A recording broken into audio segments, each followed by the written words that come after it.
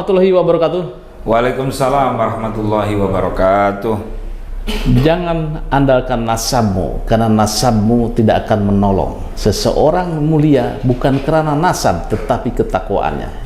Saya sekarang kedatangan dengan dua sejoli suami istri. Suami istri ini sudah agak lama tidak bertemu, ya kan? Dalam kondisi tidak baik-baik saja. Dengan Mas Rahmat, ya, Bung Rahmat. Biasa dipanggil Ameng ini, Pak. Ameng, ya. Kemudian dengan Ratu Kori, ya. Baik. Sebelum mengelaborasi, saya bertanya dulu kepada Gus Ropi sebagai Sohibul Hajat. Gus, ini saya dengar bahwa Anda mendapat sebuah aduan dari kedua pasangan ini. Yeah. Pasangan ini. Apa yang aduan masuk ke Anda? Iya, pagi-pagi itu viral Mas Yusuf ya tentang Ratu Kori ini di berbagai grup WA, termasuk grup WA santrinya Gus Dur, relawan NU, dan ada kiai yang menjapri saya. Ketum, ini ada berita bagus, tolong dibantu gitu. Nah, akhirnya saya buka lah. Wah, ternyata kasusnya seperti yang hampir sama dengan kasus yang saya tangani juga, yaitu Mbak Zeda Salim. Mirip-mirip ya. Yang ini lebih ngeri. Lebih ngerinya karena perempuan ini masih menyandang status sebagai istri sah Bung Rahmat. Jadi yang datang duluan mengadu dan ketemu itu Mbak Ratu Kori ya. Iya, ya. Nah, beliau cerita, jadi cekak cingkrangnya begini ceritanya. Jadi beliau ini kan gelisah, panik, terus labil lah, masih labil karena ada persoalan rumah tangga terlebih dahulu, lalu mengadulah kepada si oknum Habib yang berinisial RA itu. Japri di Instagram, terus kemudian janji ketemuan. Nah, ketemuanlah di restoran ya. Restoran kebetulan ada hotelnya. Oke. Nah, ketika ketemu di restoran, saya tanya, apa yang terjadi? Ya sudah, habis konsultasi masalah agama, masalah ketenangan hati dan lain-lain. Lalu kemudian jam 9 malam dia pamit pulang.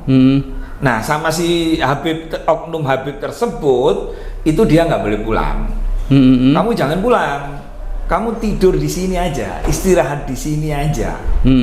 Mungkin bagi Mbak Kori, ya Allah baik banget ini Habib melindungi perempuan, kan itu kan? Karena perempuan keluar di atas jam 21 itu kan kurang pas lah kan gitu, takut ada apa-apa, ada rampok, ada apa. Dia husnudon, sedangkan ininya polos-polos aja gitu loh. Oke. Nah, selanjutnya yang terjadi apa? Ya sampai tanya. Oke, sama. iya. Apa yang membuat ya Anda itu berkonsultasi dengan oknum Habib ini? Dan kenalnya di mana? Iya, saya pertamanya itu nge-scroll sosial media, yaitu TikTok. Ya kan. Saya ngeliat ceramah-ceramah dari berbagai Habib-Habib, terus dia lewat terus gitu. Saya tertarik juga karena di situ ada cerita tentang bagaimana perlakuan istri dan suami gitu, baiknya seperti apa gitu kan. Lalu kemudian saya tertarik gitu Pak, saya tertarik, ya saya memberi ucap salam di Instagram sebagaimana orang-orang jemaah lainnya mengucapkan salam gitu. Terus akhirnya dibalas dengan baik dengan beliau, di situ berbincang-bincang. Saya juga udah sharing bahwa saya dengan suami pada saat ini ada kerenggangan gitu. Saya tidak mendapatkan kasih sayang dari suami saya pada saat itu kan. Jadi saya tuh niatnya memang ingin mendapatkan pencerahan gitu. Memang di situ beliau seperti ini, Kori, seperti ini. Nah, ada lain kesempatan saya bertemu dengan beliau. Pas pada saat itu di tanggal sekian saya udah mau berangkat, tapi saya tanya, apa ini kita ketemu di kajian? Saya sudah nanya seperti itu. Tidak ada hari ini Habib, tidak ada kajian. Terus aku tanya gitu, ya kita ketemu di restoran saja. Namanya saya sudah siap-siap, saya juga pengen bersilaturahmi. Akhirnya saya datang dari Serang menuju Jakarta. Iya, lalu kami berbincang-bincang di restoran tersebut selama 2 jam. Ketika saya mau pulang, ditawarinlah kamar yang seperti sudah dibicarakan sama Gus ini. Oke, iya. Jadi ketika ditawarin kamar, kemudian saya tidak, karena ada suaminya itu ya, bisa ditebak sendiri apakah ada sesuatu kejadian yang luar biasa ketika itu setelah ditawarin kamar, kemudian katanya Habib sendiri masuk ke kamar Ya, Anda? itu saya benar-benar shock kan, dan saya juga bilang bagaimana ketika saya di situ sedang tidak berbusana atau ganti baju, ada niat apa beliau masuk tanpa ketok gitu. Walaupun memang itu kamar sudah dibayar oleh beliau, tapi saya pikir itu adalah hak sepenuhnya untuk saya, Pak. Iya. Tapi di situ, dan demi Allah saya nggak tahu bahwa dia punya kartu aksesnya. Iya, iya. Kalau saya tahu, ya mungkin saya lebih berhati-hati gitu kan. Di situ dia masuk, saya juga ya namanya di situ saya tamu, dia yang bayar, saya persilahkan dia masuk. Saya juga masih punya etika, silahkan masuk. Dia bilang ya kami ngobrol, lanjutin ngobrol. Jadi dia duduk di kursi, saya duduk di kasur, jaraknya ada jaraknya gitu, Pak. Oke, iya ya. Bung Rahmat. Iya, Pak Yusuf. Ketika istri Anda pergi menemui si oknum ini, itu pamit? Dia memang ada bilang, ya nanti aku mau kajian atau mau bertemu sama Era. Ya sudah, hati-hati, saya bilang. Iya. Yakin kan kamu pergi? Iya ya, ngaji kok. Oh, ya udah, nanti kalau kajiannya bagus, saya juga ikut, saya bilang kayak gitu. Oke. Terus setelah beberapa jam, saya lagi bekerja itu. Anda bekerja ya? Saya telepon, memang ada satu kali. Diangkat? Nggak diangkat karena mungkin dicas atau apa, nggak tahu saya ya. Iya ya. Terus kelang beberapa jam lagi dia video call saya gitu. Berada di mana? Udah dalam kamar hotel sama temennya. Loh, kamu sama siapa? Sama si Milea. Oh, habis ngapain? Ada ngobrol-ngobrol aja tadi masalah bisnis ini itu, nanti kayak kesini ya gitu. Kita bisnis bareng sama RA. Oh, tapi saya nggak percaya. Iya, Saya nggak percaya. Kelang beberapa dua mingguan lah. Terus mungkin istri saya merasa tidak enak hati gitu ya. Karena saya tuh, saya kerja, tahu sendiri Pak, namanya kita punya anak 3. Jadi saya kerja terus, nggak ada pikir kemana-mana. Jadi dia tiba-tiba kayak kasihan mungkin ya, dia ngaku gitu. Ya, maafin aku udah berbuat dosa yang sangat besar. Lemes saya Pak. Iya. Sedrop-dropnya saya itu nggak bisa mikir yang jernih. Saya dari mulai saat pengakuan dia, istri saya ke saya, iya, itu saya pikirnya ngeblank. Anda marah begitu ya? Banget. Saya coba kerja selama 1 minggu. Orang di lapangan tuh habis itu saya marahin semua. Karena mendengar ungkapan. Saya ajak berantem semua itu. Semua saya ajak berantem terus. Saking kesel saya. Karena saya sama RA ini, saya fans saya sama dia. Saya suka ceramah dia. Tapi kenapa lo ngecewain gua gitu? Kenapa lo ngecewain umat? Dia saya serba salah Gus. Mau saya angkat langsung, nanti takutnya yang salah istri saya. Mau saya diam aja takutnya benar. Jadi saya berkecamuk nih Pak. Jadi pikiran-pikiran, kemarahan, semua kekecewaan itu campur aduk. Iya. Satu sisi RA itu menjadi fans, Anda ngefans dia? Saya suka. Iya. Satu sisi ada pengakuan seperti itu dari istri Anda? Iya. Setelah pengakuan, saya coba kerja ya. Karena kan butuh biaya juga ya. Namanya kita sudah berkeluarga gitu. Nggak bisa Pak Yusuf, Gus. Nggak bisa saya kerja. Gitu ya, terngiang-ngiang. Nggak bisa Gus, demi Allah nggak bisa saya kerja. Saya marahin semua orang. Kok begini agama saya, sampai saking sakitnya hati saya itu. Kecewanya double saya. Ini dia seorang alim ulama nih. Dia juga buat saya kecewa juga parah. Jadi bercampur-campur nih Gus, Pak Yusuf, bercampur-campur. Jadi akhirnya setelah itu hubungan Anda semakin renggang? Semakin renggang lah. Mau gimana? Bingung makin saya. Yang tadinya pikir saya kalau Iya. ikut kajian atau siraman rohani dari beliau itu pasti mendinginkan. Seperti inilah kayak Gus Rofi, Pak Yusuf, termasuk mendinginkan ini. Walaupun saya kesel banget sama dia ini, tapi kan ada etikat baik Pak Yusuf sama Gus Rofi untuk menyatukan, pertemukan. Iya. Coba ngobrol baik-baik. Apa solusinya kan begitu? Kalau yang memang niat yang bagus kan gitu. Ya, baik. Ini adalah sebuah pertemuan pertama pasca mereka bertengkar, betul? Iya. Dan mereka sekarang sebetulnya sudah pisah rumah ya? Iya. Pisah rumah ya? Pisah rumah. Oke, pisah rumah kedua ini.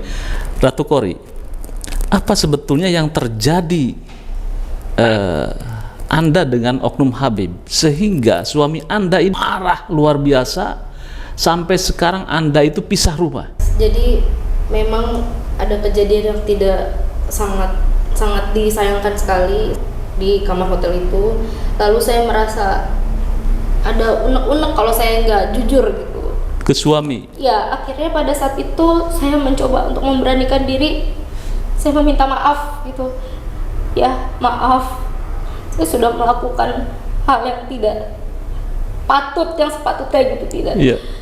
Kemudian ya suami saya memberontak, maki-maki saya juga gitu. Ya saya sih nggak apa-apa nerima karena itu adalah kesalahan saya gitu. Terima kasih untuk Gus dan Bapak udah mempertemukan saya dengan suami.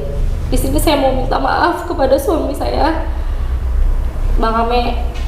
Mohon maaf apabila perbuatan saya kemarin itu menyakiti hatimu, menyakiti keluarga besar kita. Saya minta maaf, tapi di sini saya butuh keadilan juga dan gak mau ada korban lainnya. Semoga kamu bisa maafin aku. Udah Pak, itu aja. Ya. Ya, sebetulnya kedua sosok ini masih pasangan suami istri. Sejatinya dua sosok ini masih saling cinta. Tetapi karena kemarahan sang suami atas accident lah, kecelakaan. Tetapi saya apresiasi bahwa istri Anda itu jujur mengungkapkan. Tadi sudah mengatakan minta maaf. Apakah Anda masih tetap dendam dan ingin mencari keadilan terhadap sosok RA atau mengkonfrontasi pengakuan dari Ratu Kori dengan saudara RA? Ya, itu juga yang saya apresiasi.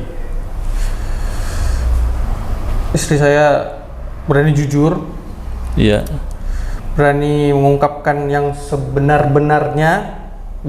Terus dia juga ada bilang di sosial media, dia berani bersumpah demi apapun, dimanapun, dengan siapapun, asalkan dengan yang bersangkutan, RA. Ini perempuan aja berani, masa lu gak berani?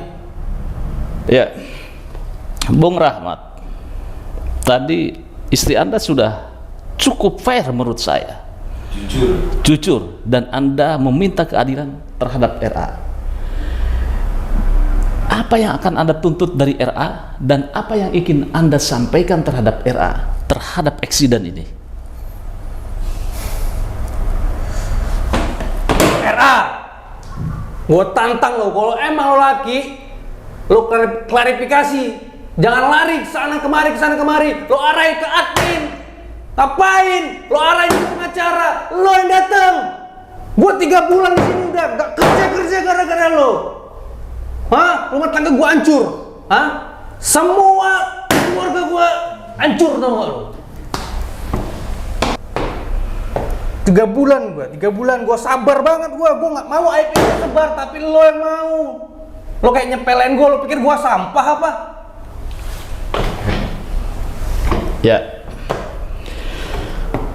saya tidak bisa memungkiri kemarahan seorang suami. Andai Anda seorang suami pun mungkin akan sama apa yang dilakukan oleh Bung Rahmat. Ratu Kori, Anda sudah melihat bagaimana kemarahan suami Anda. apa yang akan Anda lakukan selanjutnya? Saya tetap minta keadilan, dan katanya kan saya fitnah-fitnah. Oh, dituduh fitnah. Jadi saya juga mau menyampaikan kepada HRA, kalau memang ini saya fitnah, ayo kita bertemu. Saya berani mubahala. Mau sumpah apapun, ayo kita lakukan. Sumpah pocong, sumpah Al-Quran, semua. Bahwa apa yang saya bicarakan ini semuanya adalah fakta, tidak fitnah. Ya, sekiranya sudah cukup. Ya, dan kedua sosok ini saya ingin melihat apakah masih bisa bersalaman atau apa gitu kan ya.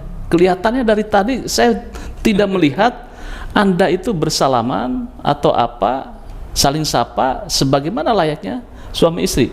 Apakah Bung Rahmat masih merasa marah itu? Kalau boleh jujur, sampai kapanpun saya nggak bakal ridho kok. Rumah tangga saya digini, sampai kapanpun saya nggak bakal ridho. Tapi setelah saya mau ridho, dia lari ke sana kemari, alasannya ceramah, alasannya kesini ke situ. Saya nggak minta waktu di setahun, sebulan, seminggu, sehari, 2 jam aja, atau 1 jam deh. Nggak bisa 1 jam, 10 menit deh. Saya tidak akan memaksa Bung Rahmat dengan Ratu Kori untuk bersalaman atau berbaik di forum ini. Biarlah waktu yang berjalan secara natural. Tetapi pesan ini setidaknya bisa kita sampaikan bahwa jangan tergiur, terpesona dengan tampilan.